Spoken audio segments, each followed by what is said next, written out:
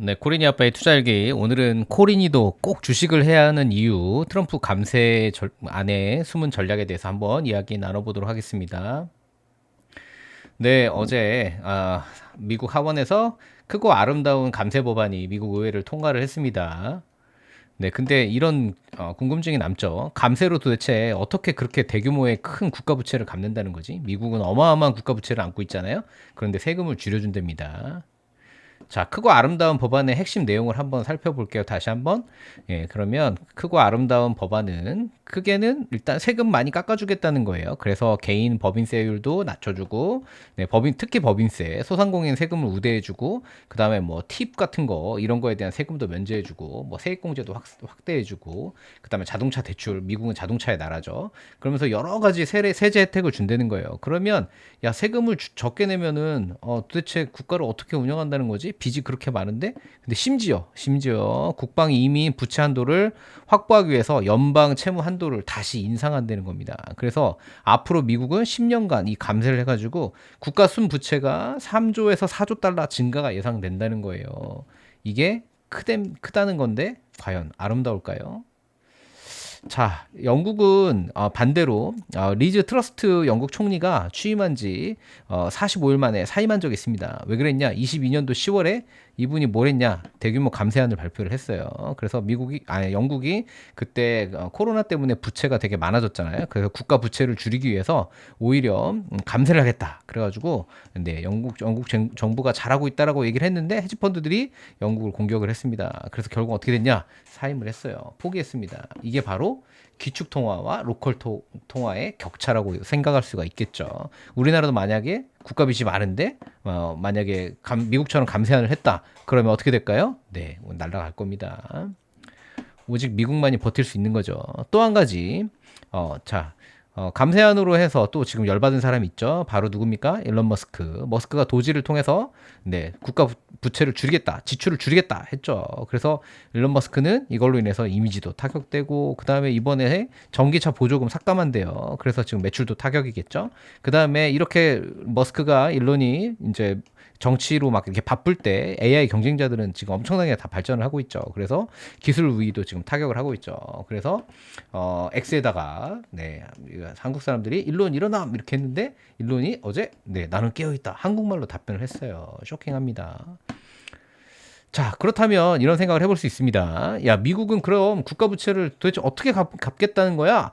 뭐가 크고 아름다운데? 라고 생각을 해볼 수 있어요. 그러면 단순 논리가 이렇게 됩니다. 자, 감세를 통해서 뭘 하겠다? 네, 시중에 돈을 풀어서 GDP를 성장시키겠다는 거예요. 그래서 지금 파월한테 계속 뭐라고 합니까? 야, 금리 내려, 금리 내려. 너 안 내려? 계속 멱살 흔들고 있죠. 근데도 파월이 버티고 있죠. 파월은 인플레이션이 겁난다고 해요. 하지만 미국은 인플레이션을 지금 발생시키려고 하고 있죠. 오히려 지금 뭐 하고 있습니까? 무역 전쟁 하고 있죠. 관세 전쟁 통해서 그거를 세금을 또 때리면 관세를 때리면 인플레이션이 더 발생을 하겠죠. 그럼 물가가 올라갈 겁니다. 그러면 물가가 올라가면 어떻게 되죠? 네, 이렇게 됩니다. 성장률이 금리보다 높으면 부채 비율은 하락하겠죠. 부채는 그대로 있다 하더라도 한마디로 제가 뭐 빚이 1억 있다고 생각을 해보세요. 1억 있어도 지금은 큰 돈일 수 있지만 만약에 제가 급여가 훨씬 그 이자보다 1억에 대한 이자보다 제 급여가 훨씬 더 많이 올라간다면 저는 충분히 그 빚을 갚을 수가 있겠죠. 쉽게. 바로 그겁니다. 부채 비율을 하락시키겠다. 결국 이거예요. 그러면 돈의 가치가 떨어지는 거죠. 화폐 가치가 떨어지는 거예요. 그럼 화폐 가치가 떨어지는 거 어떻게 막을 건데? 바로 이거죠. 네. 그래서 비트코인의 전략적 비축 자산을 채택해서 혹시라도 이제 달러가 기축 통화 지위를 잃어버리는 것에 대해서 일단 디펜스를 해놓는 거죠. 비트코인이 감히 대들지 못하게. 그 다음에 또 하나 뭡니까? 주가를 부양시킵니다. 그래서 지금 미국 나스닥 어때요? 전고점을 뚫고 계속 상승하고 있죠. 자, 같은 날 한국에서는 지금 무슨 일이 일어났습니까? 네, 상법 개정안이 통과가 됐습니다. 드디어 상법 개정안이 통과가 됐어요. 네, 그래서 이재명 대통령이 뭐 코스피 5천 시대를 열겠다. 계속 선거 전부터 얘기를 했죠. 근데 지금 어떻게 됐냐? 네, 무려 한 달 만에 네, 코스피 성적표는 14.5%, 지금 3,000포인트 넘었죠.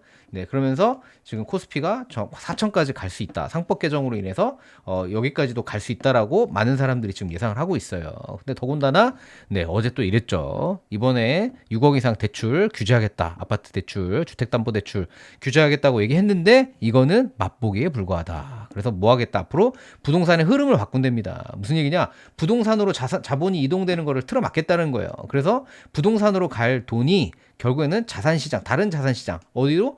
네, 주식시장으로 들어가서 주식시장을 선순환시킬 수 있도록 하겠다. 그래서 코스피가 4천, 5천 돌파할 수 있도록 하겠다는 겁니다. 진짜 그렇게 될 것 같기도 해요.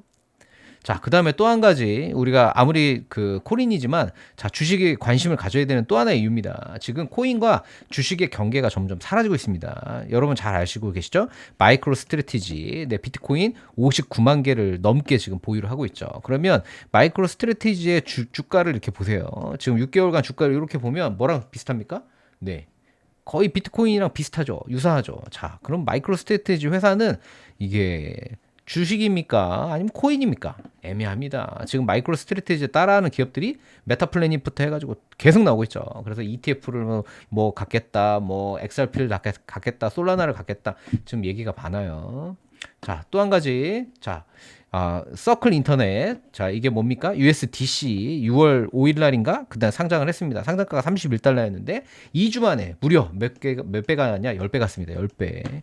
네, 최고가가 298달러, 거의 300달러에 금방 육박을 했었습니다. 엄청나죠? 여러분 이런 상승률 보셨습니까?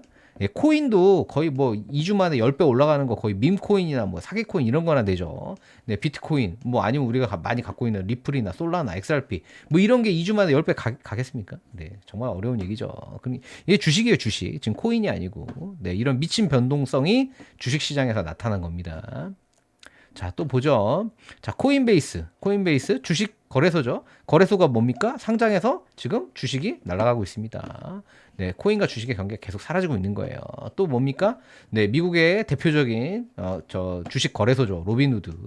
네, 로빈후드에서 지금 토큰을 네, 무료로 이렇게 할 수 있도록, 매매할 수 있도록 암호화폐 사업을 하겠다. 그러면 주식 거래소와 코인 거래소의 구분이 모호해집니다. 앞으로 업비트에서도 주식을 사는 날이 올 수도 있어요. 그리고 뭐 미래에셋이나 아니면 뭐 다른 증권회사에서도 코인이 거래가 되는 그런 세상이 조만간 올 것 같습니다.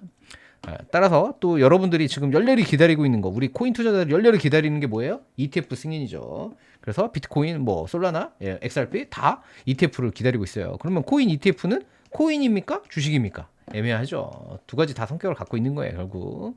그래서 오늘 코리니 아빠의 결론입니다. 코인과 주식은 이제 함께 상호작용한다라고 봐야 돼요. 그래서 경계가 모호해지기 때문에 우리는 코인뿐만 아니라 주식시장에 대해서도 공부하고 투자해야 된다고 생각합니다. 오늘도 경청해주셔서 감사드리고 다음 시간에는 트럼프의 관세몰이에 모두 당하는 거 아닌가라는 주제를 가지고 한번 이야기 나눠보도록 하겠습니다.